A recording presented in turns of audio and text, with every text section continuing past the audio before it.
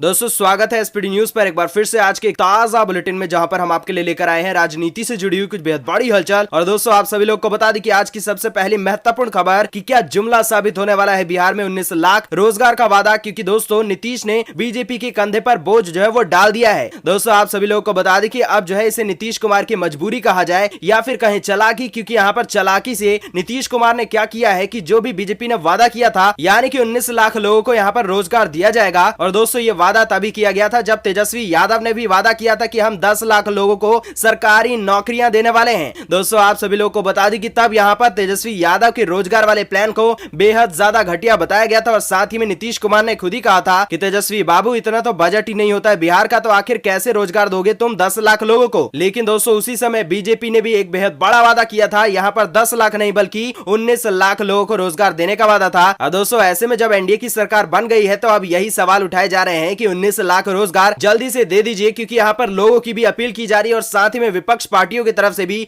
बोला जा रहा है कि क्या ये जुमला तो नहीं था, क्या यहाँ पर लोगों को पागल तो नहीं बनाने का काम किया गया है एनडीए की तरफ से या फिर बीजेपी वालों की तरफ से। अब दोस्तों ऐसे में नीतीश कुमार की मजबूरी कहा जाए या फिर कहें चालाकी, क्योंकि उन्होंने 19 लाख रोजगार देने के मामले में बीजेपी के संकल्प से अपना पीछा छुड़ा लिया है। और साथ ही में दोस्तों वैसे जहां 3 लाख नौकरियां संभव है, यानी कि शिक्षा विभाग उसे अपने यहाँ पर खेमे में इन्होंने रखा है। अब दोस्तों आगे बढ़ने से पहले आप सभी लोग को फटाफट से वीडियो को लाइक करके नीचे कमेंट सेक्शन के माध्यम से बताना है कि यहाँ पर आपकी फेवरेट पार्टी कौन सी पार्टी, और आप क्या सोचते हैं कि यहाँ पर अगर आपकी फेवरेट पार्टी आती तो क्या यहाँ पर 19 लाख तो नहीं बल्कि 10 लाख रोजगार मिलते या फिर नहीं। और आप जो है इस 19 लाख रोजगार के बारे में क्या सोचते हैं, ये सिर्फ और सिर्फ जुमला था या फिर आपको लगता है कि 19 लाख लोगों को रोजगार दे दिया जाएगा। अब दोस्तों इसी के साथ में आप लोगों को आपके कमेंट दिखाते हैं कि आप लोगों ने यहाँ पर कौन सी पार्टी को ज्यादा सपोर्ट किया है कमेंट सेक्शन के अंदर। और दोस्तों इसी तरीके से फिर से कमेंट करके बताइएगा, क्योंकि दोस्तों जितने भी लोग यहाँ पर तेजस्वी यादव के सपोर्ट में है, आप सभी लोग को बता दें कि यहाँ पर आने वाले कुछ ही दिनों के अंदर एक बेहद बड़ी यहाँ पर खबर निकल कर आ सकती है। यहाँ पर 17 सीटों से, जी हाँ आप लोगों को बता दें कि 17 सीटों से यहाँ पर महागठबंधन की जीत हो सकती है, ऐसा यहाँ पर कई सूत्र बताते हैं। आप लोगों को बता दें कि यहाँ पर 17 सीटों के ऊपर काफी ज्यादा धांधलेबाजी की खबरें निकल कर आ रही थी। यहाँ पर पोस्टल बैलेट में भी कुछ छेड़खानी करी गई थी। दोस्तों ये सारे के सारे बयान जो है आरजेडी के कई प्रत्याशियों की तरफ से निकल कर आए हैं। और दोस्तों आपको बता दें कि सूत्रों का यह भी कहना निकल कर आ रहा है कि आगे आने वाले कुछ ही दिनों में यहाँ पर 17 सीटों के साथ में कोर्ट की तरफ से बेहद बड़ी बहुमत यहाँ पर महागठबंधन सरकार को मिल सकती है। दोस्तों आपको बता दें कि यहाँ पर तेजस्वी यादव जो है अपना पूरा जोर लगा रहे हैं ताकि कोर्ट के माध्यम से यहाँ पर इनको जल्द से जल्द 17 सीटों पर बहुमत हासिल हो जाए। और दोस्तों उसी बहुमत को दिखाकर एक बार फिर से यहाँ पर सत्ता पलट का काम कर सकते हैं तेजस्वी यादव। जी हाँ आप सभी लोग को बता दें कि जैसा कि आप सभी लोग जानते हैं कि यहाँ पर एग्जिट पोल के नतीजे यहाँ पर महागठबंधन का साथ दे रहे थे और साथ ही में महागठबंधन की जीत भी दिखा रहे थे एग्जिट पोल। लेकिन दोस्तों यहाँ पर असलियत में चुनाव में कुछ और ही नतीजे दिखाए गए, जिसका पूरी तरीके से खंडन किया है महागठबंधन की सरकार ने। दोस्तों यहाँ पर महागठबंधन की सरकार की तरफ से तेजस्वी यादव कहते हैं कि ये सारा का सारा जो है एक षड्यंत्र था, जिसमें हमें हराने के लिए यहाँ पर बड़ी प्लानिंग की गई थी। दोस्तों अब ऐसे में देखना है कि कोर्ट की तरफ से यहाँ पर कौन सा फैसला सुनाया जाएगा और क्या यहाँ पर जल्द से जल्द 17 सीटों के ऊपर भारी बहुमत पेश करके ये जो है अपनी सरकार बनाने में कामयाब रहेंगे और यहाँ पर राजगद्दी यानी कि सीएम के पद पर बैठ जाएंगे। दोस्तों खैर आप जो है फटाफट से फिर से कमेंट सेक्शन में बताइए कि क्या आप चाहते हैं कि यहाँ पर सत्ता पलट का काम होना चाहिए या फिर आपको लगता है कि अभी भी काफी ज्यादा देर हो चुकी है, अब ऐसे में कुछ भी होने नहीं वाला है। दोस्तों साथ ही में अगली बेहद महत्वपूर्ण खबर आप लोग को बता दी कि सियासी हिंसा पर राज्यपाल ने घेर लिया तो ममता दीदी बोली कि बंगाल में आ चुके हैं बाहरी गुंडे। जी हाँ आप लोगों को बता दी कि पश्चिम बंगाल के राज्यपाल ने कहा कि राज्य में हिंसा के बिना एक स्वतंत्र और यहाँ पर निष्पक्ष चुनाव हो। दोस्तों ये सुनिश्चित करने के लिए मैं अपनी शक्ति का इस्तेमाल करते हुए सब कुछ करूंगी। मुझे यहाँ पर नतीजों से मतलब बिल्कुल नहीं है, सिर्फ और सिर्फ कानून और वोटर की संतुष्टि को कायम रखना है। दोस्तों ये सारी की सारी बातें यहाँ पर पश्चिम बंगाल में ममता दीदी की तरफ से कही गई हैं। दोस्तों खैर आप सभी लोग यहाँ पर जानते होंगे कि यहाँ पर बीजेपी की तरफ से ढेर सारी तैयारियां की जा रही है पश्चिम बंगाल में अपनी सरकार बनाने के लिए। और दोस्तों बीजेपी के कई प्रत्याशियों का कहना है कि इस बार 200 से ज्यादा सीटें यहाँ पर बीजेपी के नाम होने वाली है बंगाल के अंदर। और साथ ही में दोस्तों AIMIM के मुखिया यानी कि ओवैसी जी जब यहाँ पर 5 सीटें जीत चुके हैं बिहार के अंदर, तो ऐसे में इनका कॉन्फिडेंस लेवल और भी ज्यादा बढ़ चुका। और दोस्तों ऐसे में ये चाहते हैं कि बंगाल के अंदर मुस्लिम भाई लोगों को टारगेट करके उनका वोट अपने हक में किया जाए और बिहार से भी बढ़िया प्रदर्शन यहाँ पर बंगाल के अंदर करके दिखाएं, यही इनकी मनोकामना होगी। दोस्तों खैर आपको क्या लगता है कि बंगाल में इस बार किसकी सरकार, बीजेपी या फिर तृणमूल कांग्रेस या फिर AIMIM? दोस्तों कमेंट सेक्शन में बताइएगा। इसी के साथ में दोस्तों अगली बेहद महत्वपूर्ण खबर की बढ़ती बेरोजगारी और महंगाई को लेकर मोदी सरकार पर बेहद बड़ा हमला। राहुल गांधी बोले कि विकास है या फिर विनाश। जी आपको बता दें कि यहाँ पर राहुल गांधी ने ट्वीट कर दिया है, यहाँ पर बैंक मुसीबत मुसीबत में है और जीडीपी भी मुसीबत में है, महंगाई इतनी ज्यादा है, यहाँ पर इतनी महंगाई कभी भी नहीं थी, ना बेरोजगारी थी, जनता का मनोबल टूट रहा है और सामाजिक न्याय प्रतिदिन कुचला जा रहा है। दोस्तों कांग्रेस के नेता ने सवाल किया है कि यह विकास है या फिर विनाश है। दोस्तों आप लोग बताइएगा कि आखिर यह है क्या? आपको क्या लगता है, राहुल गांधी की बातों से सहमति रखते हैं या फिर नहीं रखते हैं? दोस्तों साथ ही में अगली बेहद महत्वपूर्ण खबर आप सभी लोग को बता दें कि यहाँ पर कांग्रेस के एक नेता की तरफ से बेहद बड़ी यहाँ पर स्टेटमेंट जारी की गई है, बेहद बड़ी बात बोल दी गई है इनकी तरफ से। यहाँ पर इन्होंने कह दिया है कि ओवैसी से खबरदार रहे मुसलमान, गांधी परिवार पर आश्रित रहने की खुशफहमी से निकले यहाँ पर कांग्रेसी। दोस्तों आपको बताएंगे कि आखिर ये बात किसने बोली और यहाँ पर क्यों बोली गई है। दोस्तों साथ ही में अगली खबर कि यहाँ पर स्कूल तो खोल दिए गए हैं, लेकिन दोस्तों मासूम बच्चों को कोरोना के संक्रमण यहाँ पर आए दिन देखने को मिल रहे हैं। दोस्तों आप सभी लोग को बता दें कि बच्चों में ये संक्रमण और भी ज्यादा तेजी से फैल रहा है। अब ऐसे में दोस्तों यही सोचना पड़ेगा कि यहाँ पर बच्चों को स्कूल भेजना क्या यहाँ पर बेहतर ऑप्शन है या फिर आपके हिसाब से स्कूलों को और भी देरी से खोला जाना चाहिए? आपके क्या विचार कहते हैं, जल्दी से कमेंट में लिखिए। इसी के साथ में दोस्तों अगली खबर कि यहाँ पर मनोज तिवारी ने सीएम केजरीवाल को अपशब्द बोल दिए हैं। जी हाँ, आप लोगों को बता दी कि अपशब्द क्यों बोले गए हैं, तो छठ पूजा को लेकर बोले गए हैं। दोस्तों छठ पूजा रोकने पर भड़क चुके हैं मनोज तिवारी और इसी कारण से ये सारे के सारे अपशब्द इन्होंने कहे हैं। इसके बारे में भी जानेंगे कि वह अपशब्द क्या बोले। और साथ ही में दोस्तों आप सभी लोग को बता दी कि कांग्रेस में हार पर तकरार। आपको बता दी कि अधीर रंजन का कपिल सिब्बल को दो टूक जवाब, कह दिया कि दिक्कत है भाई साहब तो दूसरी पार्टी ज्वाइन कर सकते हैं। दोस्तों बता दी कि कपिल सिब्बल की गई यहाँ पर टिप्पणियों पर काफी ज्यादा यहाँ पर सियासी बवाल मच चुका है। ये बवाल कब रुकेगा इसके बारे में कोई नहीं जानता, लेकिन दोस्तों साथ ही में आज की खबरों में जानने वाले हैं आपके राज्य का मौसम समाचार, पेट्रोल डीजल और यहाँ पर गोल्ड और सिल्वर यानी कि सोने चांदी के ताजा भाव के बारे में भी। दोस्तों चलिए अब आगे बढ़ने से पहले फिर से हम रिक्वेस्ट करना चाहेंगे कि वीडियो को लाइक करके नीचे कमेंट सेक्शन के माध्यम से बताइएगा कि बिहार के अंदर आप जो है कौन सी पार्टी को सपोर्ट कर रहे थे।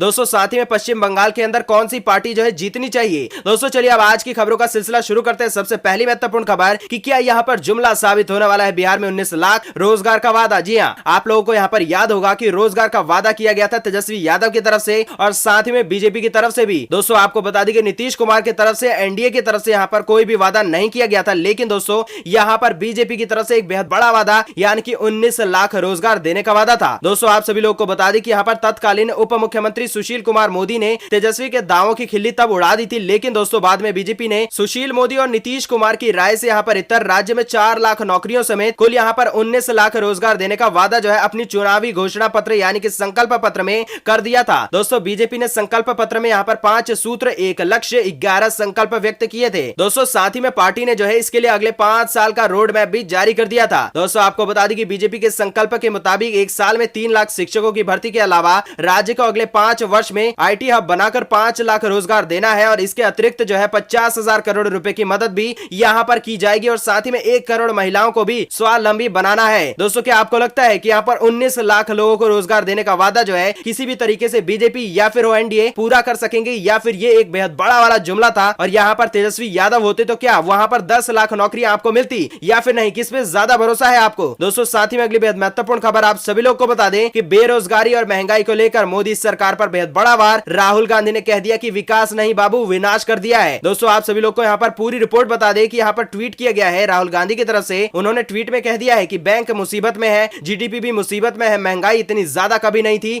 ना ही थी बेरोजगारी, जनता का मनोबल टूट चुका है और साथ ही में सामाजिक न्याय प्रतिदिन कुचला जा रहा है। दोस्तों कांग्रेस के नेता ने सवाल कर दिया है कि यह किस तरीके का विकास है, ये विकास है या फिर है विनाश। दोस्तों आपको बता दें कि यहाँ पर पूरी दुनिया के कोरोना वायरस की चपेट में आने से पहले भारत में आर्थिक मोर्चे पर कई सेक्टर दबाव और कैश क्रंच का सामना कर रहे थे, लेकिन दोस्तों इस वैश्विक महामारी के आने से यहाँ पर भारत पूरी तरीके से जो है इसकी अर्थव्यवस्था और जीडीपी ग्रोथ में खतरनाक तौर पर गिरावट देखी गई है। दोस्तों अभी पिछले हफ्ते ही यहाँ पर रिजर्व बैंक ने कह दिया था कि भारत की अर्थव्यवस्था तकनीकी रूप से यहाँ पर मंदी का शिकार हो चुकी है और दोस्तों यहाँ पर शिकार हो भी सकती है। दोस्तों जबकि यहाँ पर आजादी के बाद पहली बार ऐसा होने वाला है। दोस्तों अब इसी को लेकर इन्होंने कह दिया है विकास नहीं विनाश किया है। अब दोस्तों साथ ही में अगली खबर आ रही कि ओवैसी से खबरदार रहे मुसलमान, गांधी परिवार पर आश्रित रहने की खुशफहमी से निकले कांग्रेसी। आखिर किसने ये बेहद बड़ी बयान दी है? आपको बता दी कि इनका नाम है तारिक अनवर। दोस्तों कांग्रेस के वरिष्ठ नेता की तरफ से सारे के सारे बयान निकल कर आए हैं। दोस्तों आपको पूरी रिपोर्ट बता दी कि बिहार चुनाव में महागठबंधन की हार के बाद सबसे ज्यादा घमासान कांग्रेस को लेकर मच चुका है। दोस्तों पार्टी के अंदर भी प्रदर्शन को लेकर सहजता नहीं है और साथ ही में सहयोगी दलों की तरफ से भी उसकी नीति और नियत दोनों पर सवाल खड़े किए जा रहे हैं। जिस तरीके से कांग्रेस का गंदा प्रदर्शन बिहार के अंदर रहा, मात्र 19 सीटें कांग्रेस के हाथ में आई और एक बेहद बड़ा कारण इनको भी माना जा रहा है, यानी कि कांग्रेसों को भी बोला जा रहा है कि जिसके कारण से महागठबंधन की हार हो गई। तो दोस्तों इसी को लेकर इन पर आए दिन तंज कसे जाते हैं। कांग्रेस की पार्टी के नेता भी तंज कसते हैं और साथ ही में दोस्तों दूसरी पार्टियों की तरफ से भी तंज यहाँ पर देखने को मिलता है। दोस्तों आप सभी लोग को बता दें कि कांग्रेस के यहाँ पर राष्ट्रीय महासचिव और साथ ही में बिहार से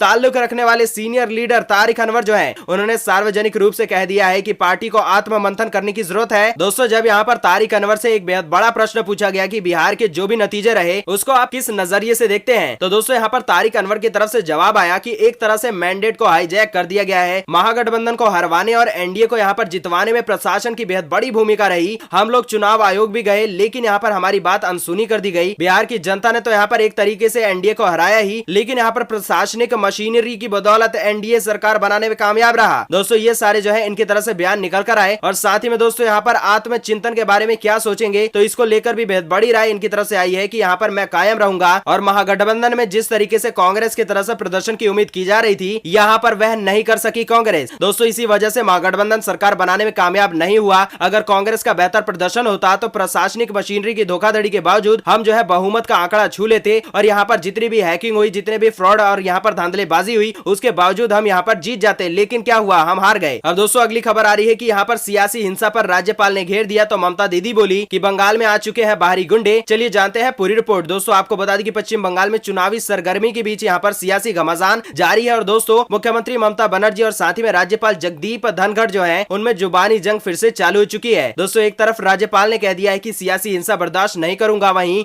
दूसरी तरफ ममता बनर्जी ने बीजेपी पर हमला बोलते हुए कह दिया कि यहाँ पर चुनाव से पहले राज्य में बाहरी गुंडों को लाया जा रहा है जो कि यहाँ पर शांति भंग करने की फिराक में है। दोस्तों कूच बिहार जिले में बीजेपी कार्यकर्ता का यहाँ पर शव मिलने की घटना के बाद राज्यपाल ने कह दिया कि मैं राज्य सरकार को हमेशा से कहता रहा हूँ कि कानून व्यवस्था को राजनीति से अलग रखा जाए। उन्होंने कह दिया कि यहाँ कुछ ऐसे अधिकारी हैं जो कि सोच कर ऐसा कर रहे हैं और दोस्तों हमें सियासी हिंसा को रोकना चाहिए। दोस्तों राज्यपाल ने कहा कि राज्य में हिंसा के बिना यहाँ पर एक स्वतंत्र और निष्पक्ष चुनाव हो और ये सुनिश्चित करने के लिए जो है मैं अपनी शक्ति का इस्तेमाल करते हुए सब कुछ करूंगा और मुझे नतीजों से मतलब बिल्कुल नहीं है, सिर्फ और सिर्फ कानून और वोटरों की संतुष्टि कायम करना है। अब दोस्तों अगली खबर निकल कर आ रही है कि दिल्ली के अंदर सार्वजनिक छठ पूजा रोकने पर यहाँ पर मनोज तिवारी भड़क चुके हैं। साथ ही में यहाँ पर कुछ अपशब्द इन्होंने केजरीवाल को बोल दिए हैं। चलिए जानते हैं पूरी रिपोर्ट क्या है। आपको बता दें कि देश में कोरोना के कहर के बीच में छठ पूजा का यहाँ पर उल्लास है। सभी जगहों पर यहाँ पर छठ पूजा नहीं मनाया जा रहा है। लोग जो है अपने अपने तरीके से छठ पूजा यहाँ पर मना रहे हैं। सबसे पहले आप लोग बताइएगा कि आप कौन से राज्य में रहते हैं और किस तरीके से छठ पूजा को मना रहे हैं। क्या आपके राज्य में इजाजत है छठ पूजा की या फिर नहीं। अब दोस्तों खबर आ रही है कि दिल्ली में सार्वजनिक जगहों पर छठ पूजा करने पर केजरीवाल सरकार ने रोक लगा दिया और दोस्तों इसी मामले को लेकर केजरीवाल सरकार और साथ ही में दिल्ली भाजपा के बीच में जुबानी जंग जारी हो चुकी है। दोस्तों इसी कड़ी में दिल्ली भाजपा के पूर्व यहाँ पर अध्यक्ष जो है यानी कि मनोज तिवारी जो है उन्होंने यहाँ पर दिल्ली के मुख्यमंत्री अरविंद केजरीवाल पर आपत्तिजनक टिप्पणी कर दी और दोस्तों मनोज तिवारी ने कुछ खबरों का हवाला देते हुए ट्वीट में लिखा कि यहाँ पर सोशल डिस्टेंसिंग नियमों का पालन करके आप जो है छठ नहीं करने देंगे और गाइडलाइन सेंटर से मांगने का झूठा ड्रामा अपने लोगों से करवाते हैं। तो बताइए कि ये 24 घंटे शराब जो है परोसने के लिए आवेदन कौन से गाइडलाइंस को फॉलो कर ली थी और साथ ही में आखिरी शब्द लिखा कि बोलो सीएम। दोस्तों हाल ही में यहाँ पर सीएम केजरीवाल पर हमला करते हुए मनोज तिवारी ने इनको और इनकी पार्टी को जो है नमक हराम की पार्टी भी बोली थी। अब दोस्तों अगली खबर निकल कर आ रही है कि अधीर रंजन का कपिल सिब्बल को दो टूक जवाब, कहा कि दिक्कत है भाई साहब तो दूसरी पार्टी जाकर ज्वाइन कर लो। चलिए जानते हैं पूरी रिपोर्ट क्या है। दोस्तों बता दें कि बिहार चुनाव के साथ ही में 11 राज्यों के यहाँ पर उपचुनाव में कांग्रेस को मिली करारी हार के बाद पार्टी में घमासान यहाँ पर लगातार ही बढ़ता चला जा रहा है। दोस्तों बता दें कि वरिष्ठ नेता जो है यानी कि कपिल सिब्बल उनके आत्म विश्लेषण वाले बयान पर पलटवार करते हुए जो है लोकसभा में यहाँ पर कांग्रेस के नेता अधीर रंजन चौधरी ने उन्हें नई पार्टी बना लेने या फिर दल बदल लेने को कह दिया है। दोस्तों अधीर रंजन चौधरी ने दो टूक कह दिया कि यहाँ पर पूर्व केंद्रीय मंत्री को यदि लगता है कि कांग्रेस सही पार्टी बिल्कुल नहीं है तो वह नई पार्टी को जाकर ज्वाइन कर ले, नई पार्टी बना ले, यहाँ पर कुछ भी फैसला करे जाने के लिए आजाद है। दोस्तों यहाँ पर साथ ही में चौधरी ने कहा कि वह सिब्बल एक वरिष्ठ नेता है और उनकी पार्टी के बड़े नेताओं तक पहुंच है। सार्वजनिक रूप से जो है इस तरीके से शर्मनाक टिप्पणी करने की बजाय वह उनके साथ में इन मुद्दों को उठा सकते हैं। यदि उन्हें लगता है कि कांग्रेस सही जगह नहीं है तो वो अपनी नई पार्टी बना सकते हैं और नई पार्टी ज्वाइन करने के लिए वो स्वतंत्र है, किसी ने भी उन्हें रोका नहीं है। दोस्तों अब आप जो है इस बयान के बारे में क्या कहना चाहेंगे। आपके हिसाब से कपिल सिब्बल के आत्म मंथन वाली बात जो है वो बिल्कुल सही है या फिर आपको लगता है कि इन्होंने कुछ बेहद बड़ी और यहाँ पर गलत बात बोल दी है। दोस्तों साथ में अगली बेहद महत्वपूर्ण खबर आप सभी लोग को बता दें कि कोरोना के संक्रमण के मामले दिन पर दिन बढ़ते चले जा रहे हैं और दोस्तों ऐसे में एक खबर निकल कर आ रही थी कि यहाँ पर जिस तरीके से बच्चों को स्कूल बुलाया जा रहा था उसी तरीके से बच्चों को यहाँ पर लगातार यहाँ पर दिन पर दिन कोरोना के संक्रमण के खतरे बढ़ते चले जा रहे थे। दोस्तों आप सभी लोग को बता दें कि बावजूद इसके यहाँ पर 23 नवंबर से खुलने वाले उत्तर प्रदेश के कॉलेज और साथ ही में विश्वविद्यालय, तो आपको बता दें कि गाइडलाइंस भी जारी कर दी गई है। और दोस्तों आपको बता दें कि कोरोना महामारी की वजह से स्कूल और कॉलेज जो है लंबे समय से ही बंद चल रहे हैं, सभी जानते भी हैं। दोस्तों यहाँ पर कई माता पिता जो है काफी ज्यादा चिंता में हैं, चिंता व्यक्त भी कर रहे हैं कि अपने बच्चों को वो किसी भी प्रकार से यहाँ पर कॉलेज तब तक नहीं भेजेंगे जब तक यहाँ पर टीका नहीं आ जाता है, यानी कि वैक्सीन नहीं मिल जाती है। लेकिन दोस्तों कई यहाँ पर माता पिता ऐसे भी हैं जो कि अपने बच्चों को अपने यहाँ पर मन से भेजना चाहते हैं। दोस्तों आप सभी लोगों को बता दें कि इसी कड़ी में यहाँ पर 23 नवंबर से कॉलेज और विश्वविद्यालयों को यूपी में खोल दिया जाएगा। दोस्तों यूपी के यहाँ पर योगी सरकार ने 23 नवंबर से प्रदेश में सभी विश्वविद्यालय और कॉलेजों को खोलने का निर्णय ले लिया है, फाइनल हो चुका है। और कॉलेज और यूनिवर्सिटी खोलने के लिए सरकार ने गाइडलाइन जारी कर दी है। दोस्तों आपको बता दें कि गाइडलाइंस यहाँ पर क्या है, तो नॉर्मल गाइडलाइंस जो कि सभी लोग जानते हैं, सोशल डिस्टेंसिंग का पालन करना, मास्क पहनकर निकलना, सैनिटाइजर रखना, बाकी के जो भी यहाँ पर नॉर्मल गाइडलाइंस है। इसके अलावा भी आप सभी लोगों को और भी चीजें यहाँ पर देखनी पड़ेंगी, ध्यान रखना पड़ेगा। आपको बता दें कि गाइडलाइंस के अंदर कहा गया है कि एक कॉलेज में अधिकतम 200 से यहाँ पर ज्यादा व्यक्तियों की अनुमति बिल्कुल नहीं होगी। दोस्तों कॉलेज में स्टूडेंट समेत यहाँ पर तमाम स्टाफ के लिए face mask, social distancing, thermal scanning, sanitiser और हैंड वॉश भी यहाँ पर उपलब्ध रहेगी। स्टूडेंट्स को अपने मोबाइल फोन के अंदर आरोग्य सेतु एप्लीकेशन डाउनलोड करना पड़ेगा। और दोस्तों वाइस चांसलर और साथ ही में जितने भी प्रिंसिपल वगैरह होते हैं उन लोगों से कह दिया गया है कि संस्थानों के चलाने के लिए यहाँ पर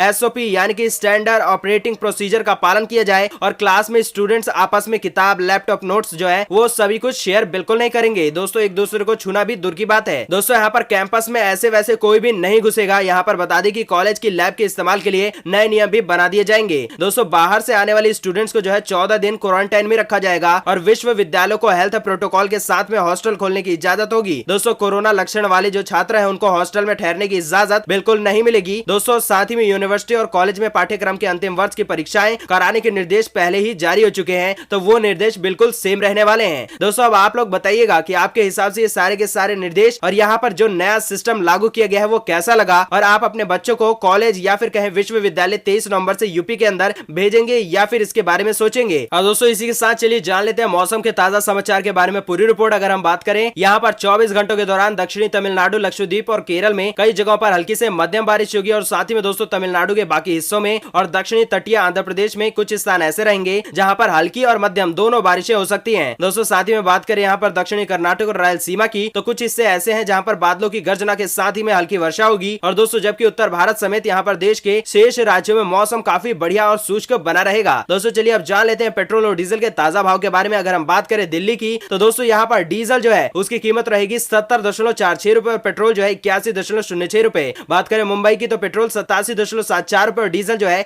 76.86 रुपए। बात करें कोलकाता की तो यहाँ पर पेट्रोल जो है 82.59 रुपए और साथ ही में डीजल 73.99 रुपए। इसी तरीके से चेन्नई के अंदर पेट्रोल जो है वो 84.14 रुपए और साथ ही में डीजल 75.95 रुपए। बात करें बेंगलुरु की तो यहाँ पर पेट्रोल जो है वो 83.69 रुपए और साथ ही में डीजल यहाँ पर 74.63 रुपए। चलिए दोस्तों अब बात कर लेते हैं गोल्ड और सिल्वर यानी कि सोने चांदी के ताजा भाव के बारे में। अगर हम बात करें दोस्तों गोल्ड की यानी कि सोने की, तो यहाँ पर 10 ग्राम की कीमत 49,890 हो चुकी है और साथ ही में दोस्तों 100 ग्राम की कीमत है 4,98,900 रुपए। दोस्तों चलिए अब बात कर लेते हैं यहाँ पर सिल्वर की, और यहाँ पर अगर हम बात करें 1 किलोग्राम सिल्वर की तो यहाँ पर जो कीमत निकल कर आ रही है 62,900 रुपए है और जबकि 100 ग्राम की कीमत है 6,290 रुपए। चलिए दोस्तों आज के लिए बस इतना ही। वीडियो को लाइक और शेयर करके चारों तरफ इस वीडियो को जरूर से वायरल कर दे। साथ ही में दोस्तों अपने फ्रेंड्स, फैमिली मेंबर्स के साथ में वीडियो को यहाँ पर प्रमोट जरूर करें और साथ ही में चैनल को सब्सक्राइब कर लें, जिससे कि इसी प्रकार के लेटेस्ट अपडेट्स आप तक सबसे पहले और फटाफट से हम देते रहेंगे।